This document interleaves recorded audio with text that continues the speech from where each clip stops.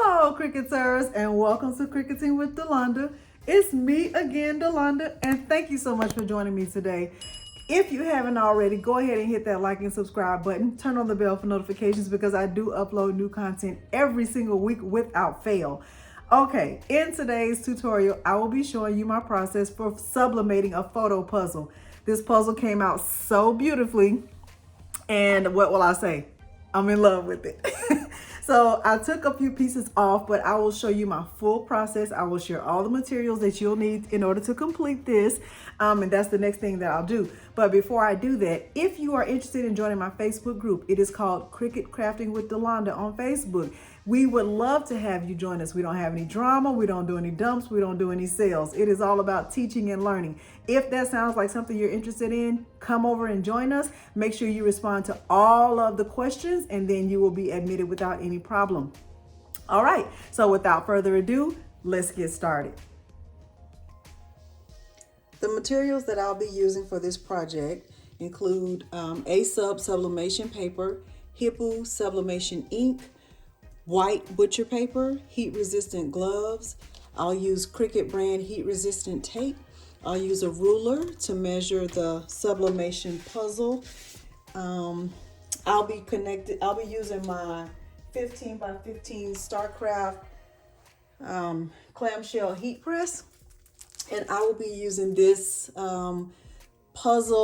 sublimation puzzle blank that I purchased from 143 Vinyl. Okay, and this is the image that I'm going to sub onto this puzzle. I already have it printed out, but I will show you my process for doing that. I did not connect to a Cricut machine for this. I actually uploaded my picture to Microsoft Word, and I just resized it to fit on top of my puzzle. Okay, the printer that I have is an Epson Ecotank 2760. And my sublimation presets have already been established, and they are in one of my first videos that I will link down below so that you can get to it and see my settings. All right, so without further ado, let's get started. I am in Microsoft Word, and what I'll do is click on blank document. When the document opens up, it will open up in portrait mode. I am going to change the layout by clicking on, I'm over at the top, I'm going to click on layout and orientation change. I will change the orientation to landscape. Okay, so that just makes the paper wider. At the top left on my screen, I will move the margins out just to stretch them as far as I can. And I'll do the same thing at the top right.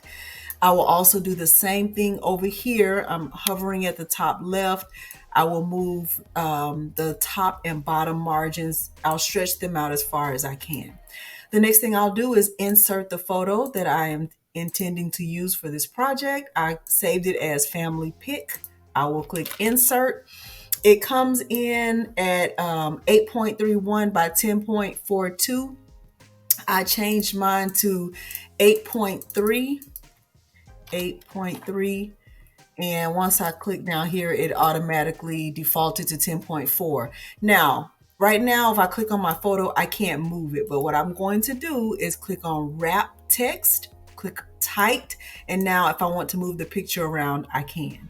All right, so now I have it where I want it. I can click file, print. I will select my Epson Ecotank 2760. I'll click printer properties. I have my sublimation preset to mirror on. I keep print preview selected because I just want to make sure before I waste any paper or any ink that my image is going to print exactly how I want it. Okay, and once I click print, a preview screen will come up. My margins say they're pretty small. That's fine with me. I'll click yes. I'll get a preview screen. That is exactly how I want it to print. I will click print and go on to the next step. Okay. My heat press is set to 400 degrees. Now that I have my image printed out, I will put it on the heat plate and just let the heat plate hover over it for a few seconds. I won't close it all the way.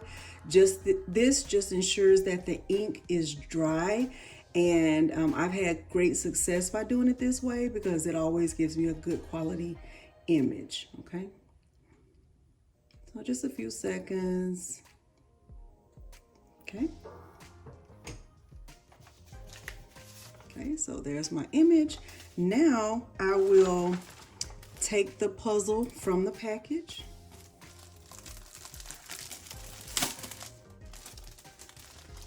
And I will be careful not to remove the puzzle pieces from the back. So I don't know if you can see, but there's like a piece of cardboard that's on the back of this. And what I will do is, I think I better place the image. Oh, let's have to be careful about this. I want to put the puzzle on top of the image to make sure that I don't have any white space, but I'm also going to have to flip it back over. Okay, so this looks good right here. Now I will take my heat resistant tape and tape it down on all four sides, making sure this helps ensure that I don't get a ghosting effect. Okay. And the tape also ensures that the puzzle piece doesn't move. The puzzle pieces don't move. That I get a good quality, good solid picture. I have dropped my tape.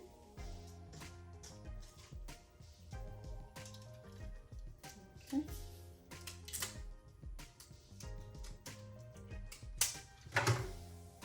All right.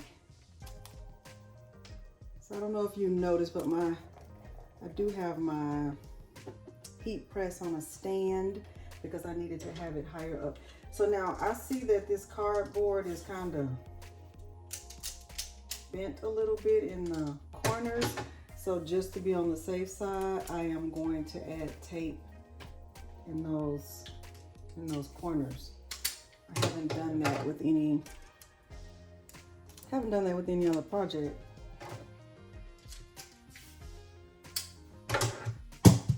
Lord, I drop this tape one more time. Okay. Let's try it one more time. Okay. Now this would make a nice gift for the holiday season. And you know what? Since I taped my tape to this butcher paper, I will just use this sheet to put on my heat plate, which is fine. It's fine.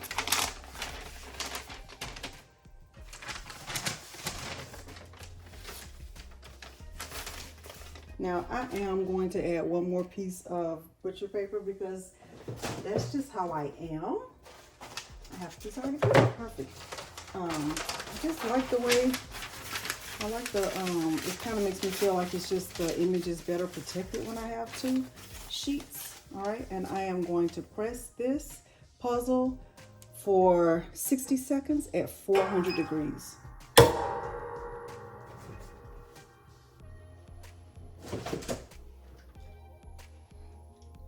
Maybe if I clip this to the table,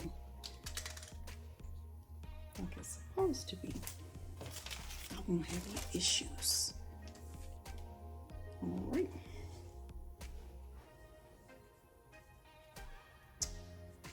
Let's see. Kind of raise you up. Make sure you can get a good view.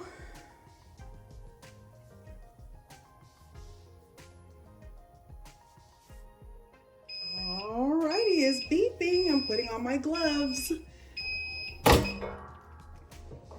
Let's see.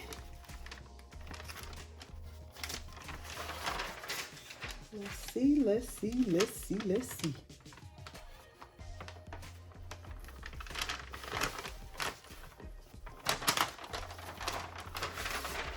Now I can see the image through the paper, and that's always a good sign. Ooh. Let me see how you see it. I don't want to move it. I don't want to move it. Ooh. It's nice, y'all. It's really, really nice.